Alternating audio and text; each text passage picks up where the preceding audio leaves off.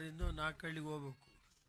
ಇವತ್ತು ಈ ಭಾಗದ ಈ ರೋಡ್ ಇದೆಯಲ್ಲ, ಈ ರೋಡ್ನಲ್ಲೇ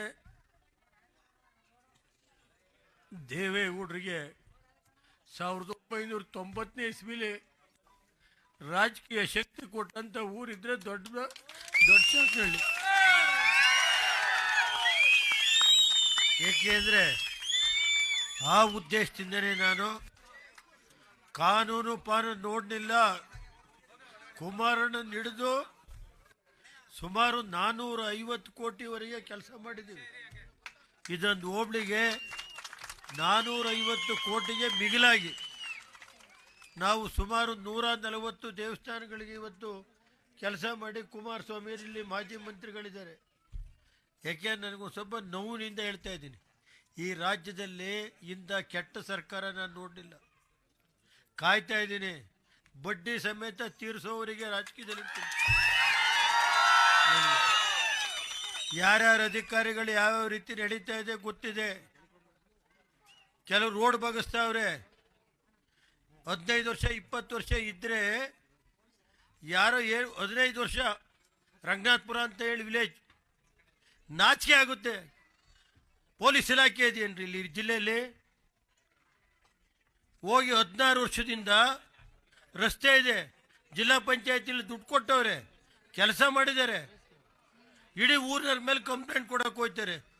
ಯಾರೋ ಒಂದು ಮನೆಗೋಸ್ಕರ ಈ ಜಿಲ್ಲೆ ಪೊಲೀಸ್ ಇಲಾಖೆ ಇದೆಯಾ? ನಾನು ಯಾಕೆಂದರೆ ಅಡಿಷನ್ DYSP ಬಗ್ಗೆ ನಾನು ಹೇಳ್ತಾ ಇಲ್ಲ. ಯಾತಕ್ಕೋಸ್ಕರ ಇದು ಮಾಡ್ತಾರೆ? ಪೊಲೀಸ್ ಕಂಪ್ಲೇಂಟ್ ಕೊಡಿ ಅಂತ ಪ್ರೆಷರ್ ಮಾಡಿಸ್ತಾರೆ. ಯಾರು? ಯಾಕೆಂದರೆ ಯಾವ ಮಟ್ಟಕ್ಕಿದೆ ಅನ್ನೋದನ್ನ ನೀವು ಅರ್ಥ ಮಾಡಬೇಕಾಗುತ್ತೆ. ಇರಲಿ, ಏನು ಎಲ್ಲೂ ಹೋಗಲ್ಲ.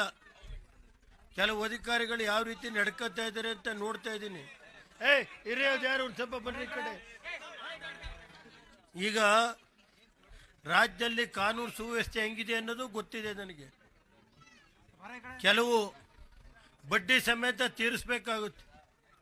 ಇನ್ನೊಂದು 1.5 ವರ್ಷ ನಮ್ಮ ಕಾರ್ಯಕರ್ತರಿಗೆ ಹೇಳೋದಿಷ್ಟೇ, ಎಷ್ಟೇ ನೋವಾದರೂ ತಡೀರಿ, ಬಡ್ಡಿ ಸಮೇತ ತೀರಿಸ್ತು ಹೋದ್ರೆ ನಾನು ರೇವಣ್ಣ ಅಂತ ಕರಿಬೇಡಿ.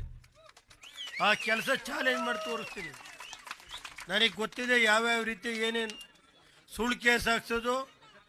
40-50 ವರ್ಷ ಜಮೀನು ಮಂಜೂರಾತಿಯಾಗಿ 40 ವರ್ಷ ಐತೆ, ವಾಸ ಅವರೇ ಅಲ್ಲಿ ಹೋಗೋದು, ಕೇಸ್ ಕೊಡಿಸೋದು, ಅವ್ರ ಮೇಲೆ FIR ಹಾಕ್ಸೋದು, ಈ ಥರ ನಡೀತಾ ಇದೆ. ನಾನು ಇನ್ನೂ ಶಾಂತ ರೀತಿಯಿಂದ ಇದ್ದೀನಿ. ಪಾಪ ಈಗ ಬಂದಿರೋ SP ಒಳ್ಳೆಯರಿದ್ದಾರೆ, ನಮ್ಮ DYSP ಪಾಪ ಒಳ್ಳೆ ಮನುಷ್ಯರು. ನಾನು ಅವ್ರ ಬಗ್ಗೆ ನಾನು ಮಾತಾಡ್ತಾ ಇಲ್ಲ. ಹಿಂದಿನ ದಿನಗಳಲ್ಲಿ ನಡೆದಿರೋಂಥ ಕತೆ ಹೇಳ್ತಾ ಇದ್ದೀನಿ ನಾನು. ಅದನ್ನು ಯಾರು ಈ ತಲೆ ಕೆಡಿಸ್ಕೊಳ್ಳಬೇಕಾಗಿಲ್ಲ. ನಾನು ಹೇಳೋದು ಇದು, ಈ ರಸ್ತೆ ಒಂದು ಸ್ವಲ್ಪ ಇರ್ರಿ. ಈ ರಸ್ತೆ ಇದೆಯಲ್ಲ, ಸ್ಟಾರ್ಟಿಂಗಿಂದ ಎರಡನೆಯಿಂದ ಹಿಡಿದು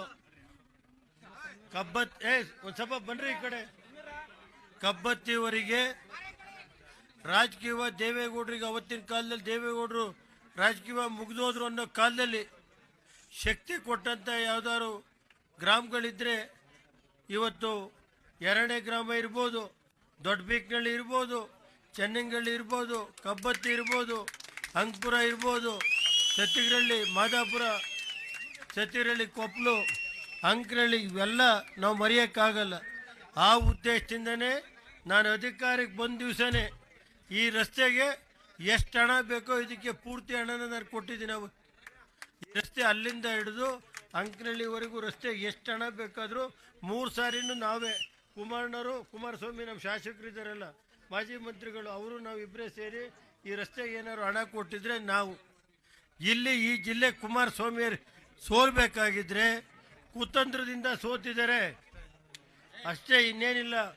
ಕೆಲವು ವ್ಯಕ್ತಿಗಳು ಒಳಗಡೆ ಇದ್ದು ಮೋಸ ಮಾಡಬಹುದು, ಕುಮಾರಸ್ವಾಮಿ ಸೋಲ್ಸಿರ್ಬೋದು.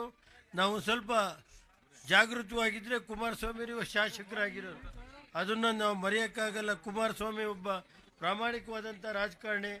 ಅವರು 3 ಬಾರಿ ಗೆಲ್ಲಿಸಿದರೆ ಭಗವಂತ ಮುಂದೆ ಅವ್ರಿಗೆ ಒಳ್ಳೆಯದಾಗುತ್ತೆ ಅಂತೇಳಿ ಈ ಸಂದರ್ಭದಲ್ಲಿ ರಾಜ್ಯದಲ್ಲಿ ಇವತ್ತು ಕಬ್ಬತ್ತಿ ಕ್ರಾಸಲ್ಲಿ ಜೂನಿಯರ್ ಕಾಲೇಜ್ ಕೊಡಿಸಿದ್ದೆ, ಅದನ್ನು ಬಾಗಿಲು ಮುಚ್ಚಿದ್ರು.